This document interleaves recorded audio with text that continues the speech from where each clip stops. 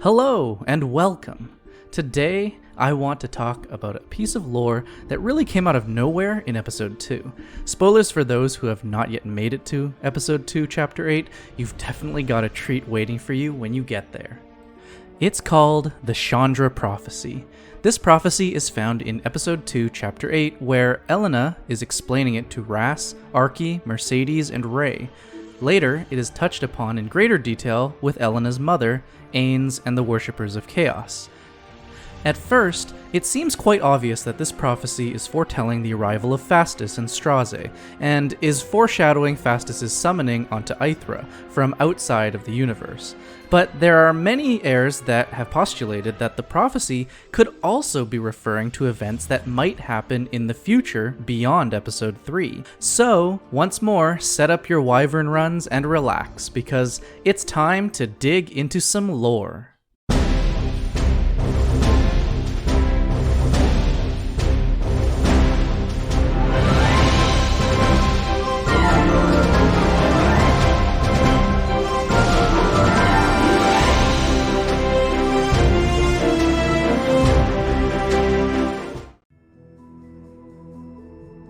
The first order of business for us to figure out is, why is the prophecy given to us twice?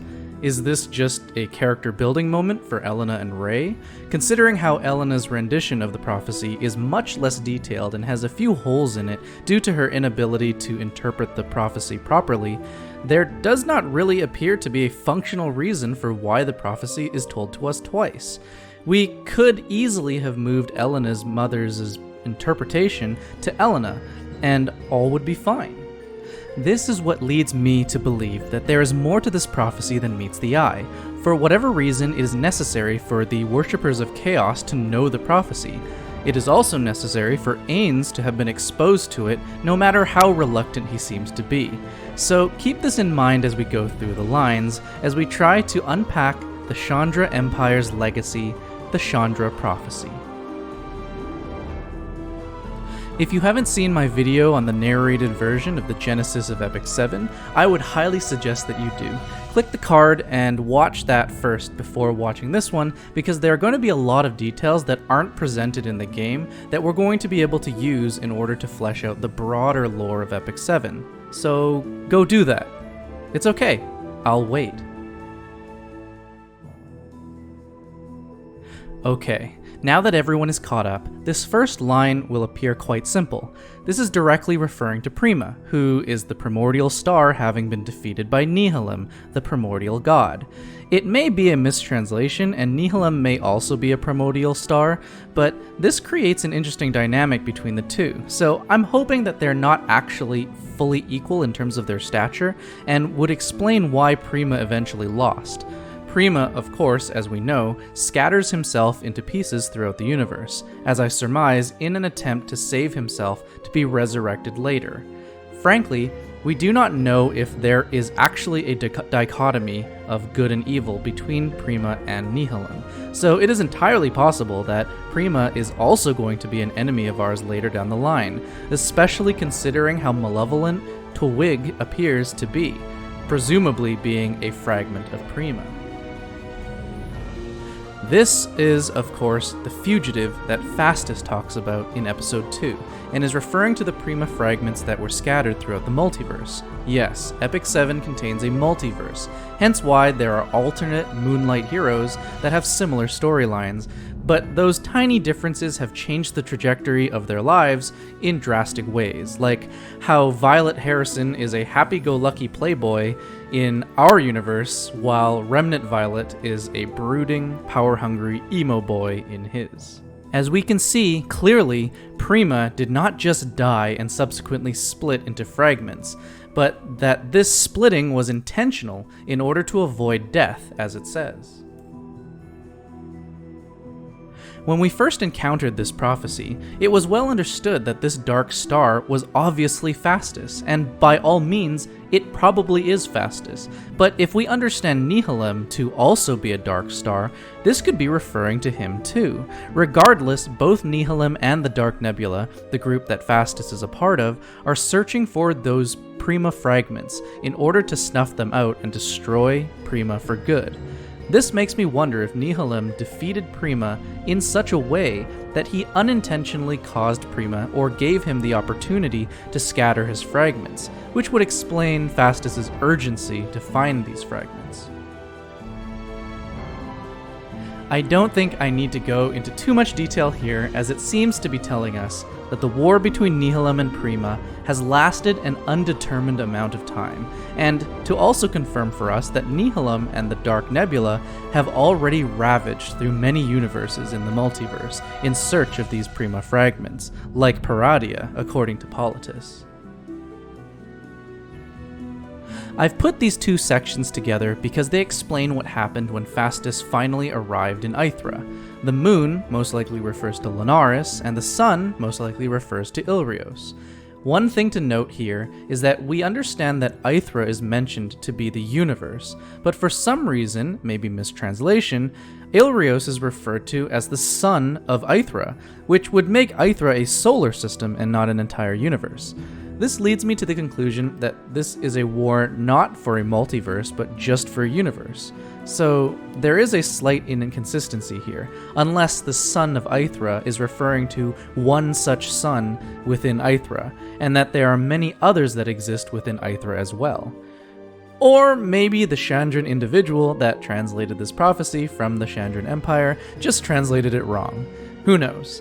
But it does create some controversy about how wide-scale the stakes truly are. Finally, this is the line that has caused a great concern for me and others who are focused on lore.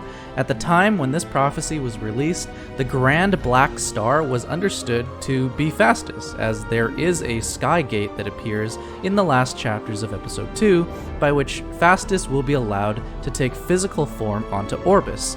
However, why use a new name?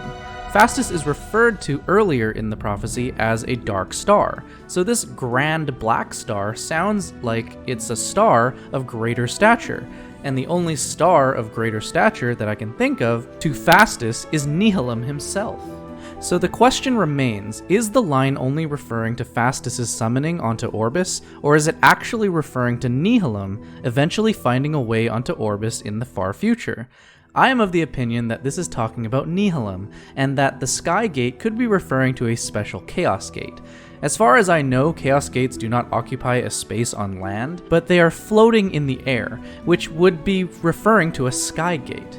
It is also possible that this line contains both meanings, and that is referring to Fastus while also foreshadowing the coming of Nihilum as well. If this is supposed to be about Fastus, then we successfully thwarted this whole prophecy. But if the Grand Black Star is Nihilum, then perhaps we may have to rethink the rest of the prophecy as we know it. Also, I do not believe that this is saying that the world will end, but that this act will begin the world's end. If this world is referring to Orbis or not is another question of inquiry. I'll leave this here for you to decide for yourself.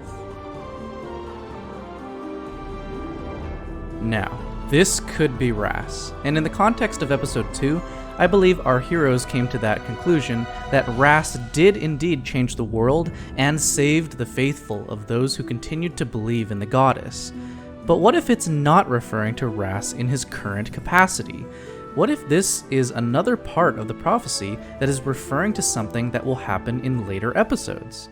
Recall in Episode 3 that even though Ras has become human, he still seems to retain some of his divinity in the form of a special power, as referenced by Mortalix, and by the combined spirits of Eureka in the form of a young Senya. What if Ras eventually is able to absorb the Prima fragments, having been a vessel for Dice's power? It wouldn't be incredibly surprising if he continued to be special in this way, and the narrative is just trying to convince us that he's just an ordinary human now. Maybe, like many other stories, Ras is learning about diplomacy so that when he eventually becomes the vessel of Prima, his experiences will sway Prima to choose a different path, to defy destiny maybe. This seems to imply that no matter what we do, the finale of this story will not change. This is what leads me to think that this prophecy is not referring to the current conflict between the denizens of Orbis and Fastus, but some greater celestial threat that will be developed over the coming episodes. The crossroads part is specifically mentioned by our heroes as a word that is difficult to translate, and that they could be wrong about it, so we'll have to keep our eyes and ears peeled for any clues as to what this missing word could be meaning. And here we return to the Dark Star name, which would refer to Fastus, so I think we can conclude quite confidently that the Grand Black Star is talking about Nihilum and not simply Fastus. Also, who knows when we'll meet Nox and Varus, the other members of the Dark Nebula, although we do have 6 to 7 episodes to deal with them after Fastus. And this last statement honestly confuses me greatly. I've read many people talking about whether or not Chaos is referring to another god, possibly an upper god on the same stature as Fastus. But why would Fastus bring an end to an entity that could possibly be on his side? Or maybe Chaos is referred to in the lowercase and is just saying that we will return to a state of order. There is a mention of a Chaos in Roanna's side story where she is teleported to another world and witnesses the preparations of Fastus's army before they invade Rekos. And yet, it seems to imply that the incarnation of destruction, being the form that Fastus will take when he finally is able to walk physically onto Orbis, will bring an end to chaos. Why would Fastus bring an end to chaos? Could order in this world be the destruction of either Nihilum or Prima? That so long as only one of them is controlling the multiverse, there will be order? As you may recognize if you watched the Genesis of Epic 7 video, this is the reason for why I started that Genesis video with that prologue statement about how when there are two, there is conflict. Because I do believe that the line in the Shandra prophecy that says that even if destiny is defied, it will not change the end, is referring to how it does not matter who wins between Prima and Nihilum. The outcome will be the same. All sentient life will be enslaved to their will. This could mean that by the end of it all, we may be fighting both Nihilum and Prima in order to achieve true freedom from the gods. And at this point, I'm leaning towards Ras either absorbing the Prima fragments and engaging Nihilum, or a more nuanced conflict where, just as the World Tree said, opposites like order and chaos, light and dark, creation and destruction come from the same root. Maybe Ras will find a way to get Prima and Nihilum to understand one another and leave the universe to exist on its own, just like he did with Dice, but on a much larger scale. It would definitely be incredibly consistent with the overall themes of Epic 7's story so far. And with that, we reach the end of this analysis on the Shandra prophecy. I encourage you all to go back to episode 2, chapter 8, to re-experience this prophecy and come up with your own theories, because I would love to hear about them.